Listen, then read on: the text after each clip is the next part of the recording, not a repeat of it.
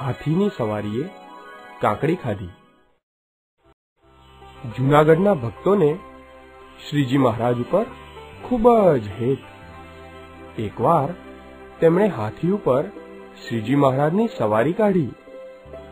સવારી જોવા આખું શહેર ઉમટ્યું। જૂનાગઢના નવાબ પણ આ સવારી જોવા આવ્યા।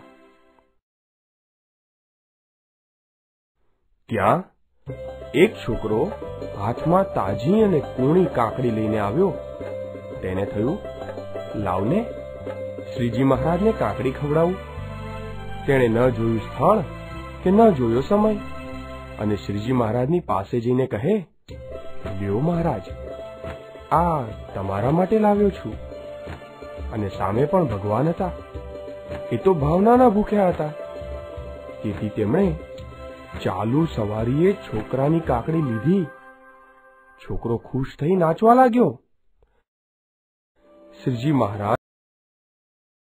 શ્રીજી મહારાજ તો હાથી ઉપર બેઠા બેઠા જ કાકડી ખાવા લાગ્યા। તેમને કોઈની શરમ જ ન હતી। પરંતુ જૂનાગઢનો દિવાન સ્વામિનારાયણનો વિરોધી હતો। તે શ્રીજી મહારાજને કાકડી ખાતા જોઈ નવાબને કહે, જુઓ જુઓ, આ સ્વામિનારાયણ ચાલુ સવારીએ કાકડી ખાય છે। આને કઈ ભગવાન કહેવાય?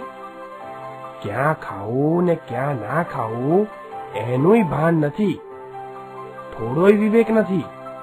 આ તો માણસ જેવા પણ ના કહેવાય। પણ નવાબ સારી બુદ્ધિવાળો હતો। તે દિવાનને સ્પષ્ટ શબ્દોમાં કહે, સાચી વાત છે, આમને માણસ ન કહેવાય। આ તો ખુદા છે, ખુદા।